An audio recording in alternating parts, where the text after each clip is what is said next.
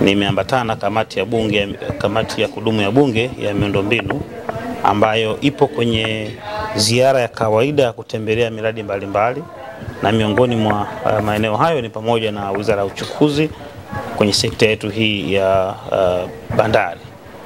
Juzi walipita bandari ya Tanga, kamati iliangalia bandari yetu ya Tanga na maboresho makubwa ambayo yamefanyika, na leo wamefanya kazi kubwa sana ya kutembelea bandari na kuona mradi mkubwa wa uboreshaji wa bandari ya Dar es Salaam, mradi wa dola 421 milioni.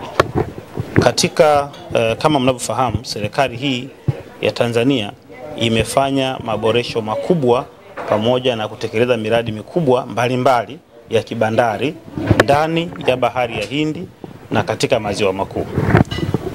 Huu mradi ambao walikuwa wanatembelea leo ni moja ya miradi mikubwa ambayo imetekelezwa. Mradi wa pili unaotekelezwa ni mradi wa kujenga matenki ya kuhifadhia mafuta hapa Dar es Salaam wenye thamani ya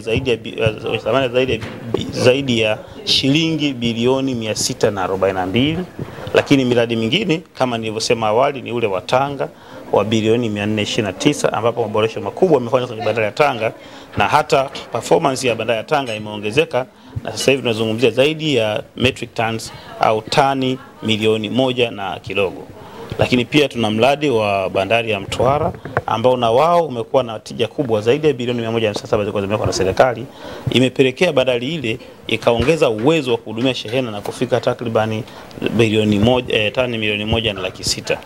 Nimetaja wakati ule na narejea tena kwamba pia serikali hii haikuishia hapo, imetekeleza miradi mingine inayoendana na mradi huu wa Dar es Salaam, ikiwa ni pamoja na mradi wa kujenga bandari ya Mbamba Bay katika ziwa Nyasa wa zaidi ya bilioni 80, lakini miradi mingine ni pamoja na miradi ya Ujiji pamoja na ujenzi wa bandari ya Kalema, lakini pia mradi wa Kemondo, mradi wa Bukoba na North Mwanza. Hivyo miradi mbalimbali imeendelea kutekelezwa na serikali ya awamu ya 6 ili kuboresha na kuongeza uwezo wa bandari yetu. Kamati ya bunge imefanya ziara kuja kuangalia maendeleo makubwa ambayo yamefanyika baada ya uwekezaji mkubwa uliowekezwa na serikali. Tumejiridhisha, tumeona mradi mkubwa wa maboresho ya bandari ya Dar es Salaam ambao kupitia mwekezaji DP World ambaye amepata uendelezaji kuanzia geti 0 mpaka geti namba 7. Tumeshuhudia mitambo mikubwa ambayo imekuja kuwekezwa na serikali na mwekezaji kwa ujumla na kufanya ufanisi kuwa mkubwa sana wa shughuli za bandari. Bandari yetu kwa sasa imeongeza mapato, ufanisi mkubwa ambao upo kwa sasa. Hakuna tena msongamano wa meli, ni kwa sababu ya uwekezaji ambao umewekezwa. Tunashuhudia mapato ya TRA yanaongezeka kwa sababu yanapitia hapa kwenye lango, na idadi ya meli zinazokuja kupakua na kupakia zimeongezeka kwa mujibu wa taarifa tuliyoipata. Ni baada ya uwekezaji mkubwa ambao umefanyika. Haikuwa kazi rahisi, ilikuwa kazi ngumu sana, kwa sababu nyinyi wenyewe mnafahamu uhalisia ulivyokuwa huko nyuma.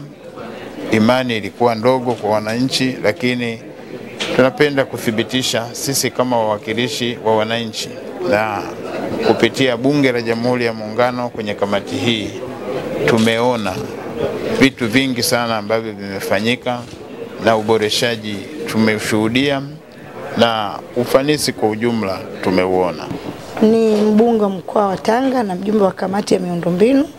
Tumekuwa na ziara ya siku kadhaa katika kukagua sekta mbalimbali ambazo serikali wamepeleka fedha. Ukizingatia tunaelekea kwenye bunge la budget, lazima tuangalie fedha zile zimetumika kiasi gani.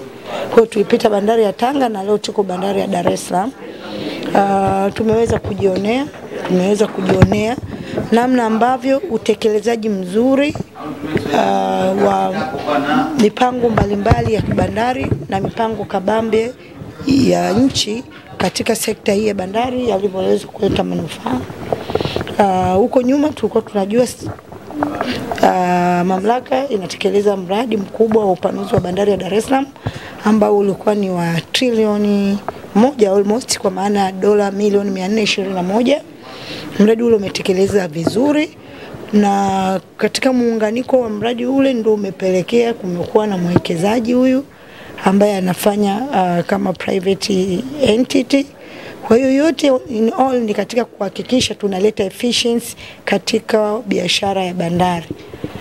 Kwa miundo mbinu peke yake isingewezesha kufanya bandari iweze kufanya vizuri. Yanakwenda mawili, miundo mbinu pamoja na biashara.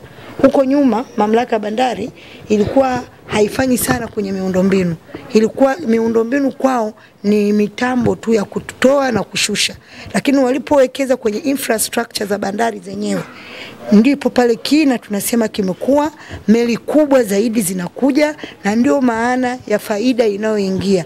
Kama vimeli vinakuja vidogo vidogo, tunasema vya generation ya kizamani haileti tija inayotakiwa. Lakini kwa sababu kina kimeongezeka, zinakuja meli zenye generation kubwa, mantiki yake ni kwamba fedha nyingi zaidi zinaingia. Kwa hiyo all in all tuipongeze sana serikali